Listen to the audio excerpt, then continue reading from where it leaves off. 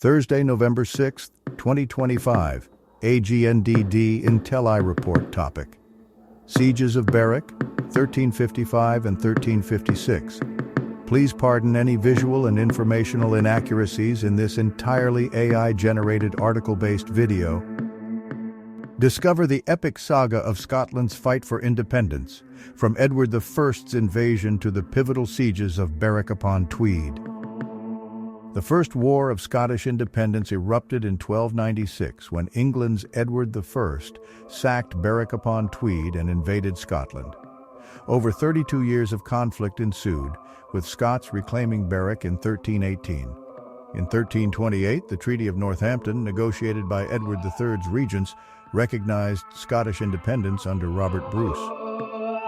Edward III rejected the treaty and besieged Berwick in 1333, igniting the Second War. A 20,000-strong Scottish army was crushed at the Battle of Halidon Hill, leading to Berwick's surrender. The Hundred Years' War with France began in 1337.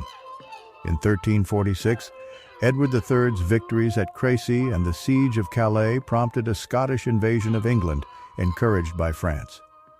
The Scots were routed at Neville's Cross, with King David II captured, allowing England to focus on France. Berwick, on Britain's North Sea coast along the Anglo-Scottish border, served as a key invasion and trade gateway in the Middle Ages. Described by Bishop William Eddington as another Alexandria for its prosperity, it was Scotland's top trading town before 1333, with wool exports providing the crown's main income. Sacked in 1296, Edward I rebuilt its wooden palisade with stone walls, enhanced by the Scots in 1318. These defenses spanned 2 miles, up to 40 inches thick and 22 feet high, fortified by 19 towers up to 60 feet tall.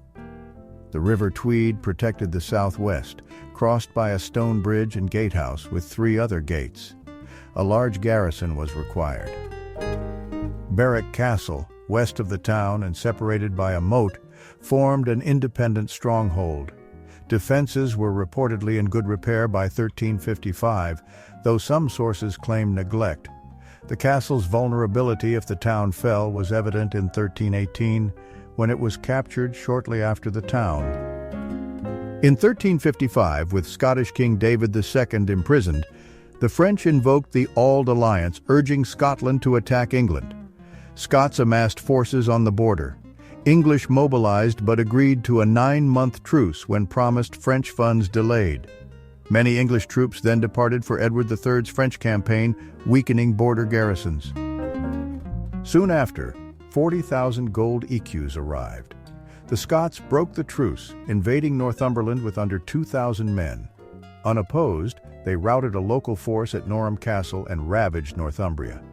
Edward, informed on October 20th while his army embarked for France, pressed on with a chevauché raid across Picardy seeking battle, but the French evaded engagement. Meanwhile, Edward III's expedition in Picardy stalled.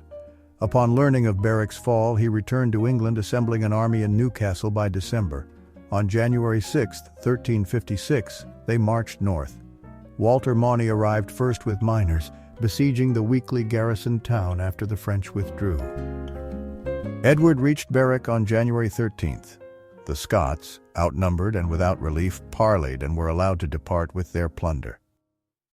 In January 1356, Edward III's English army advanced from Roxburgh toward Edinburgh, devastating a 20-mile-wide swath of Scotland.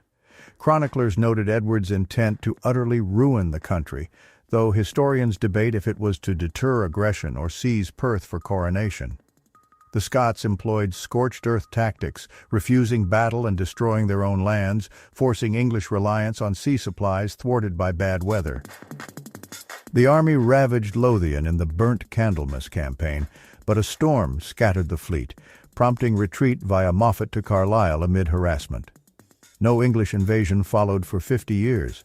After France's defeat at Poitiers, Scotland negotiated the Treaty of Berwick, ransoming King David and securing a truce, effectively ending the Second War of Scottish Independence and affirming Scottish sovereignty. Thus, Berwick's mighty walls and castles stood as enduring symbols of medieval border strife, their fate intertwined with Scotland's quest for independence. Thank you for watching this AGNDD intelliReport, dear viewers. Please like, subscribe, and click the bell button to get notified during new uploads. And make sure to tune in next time. Stay safe and healthy. Cheers.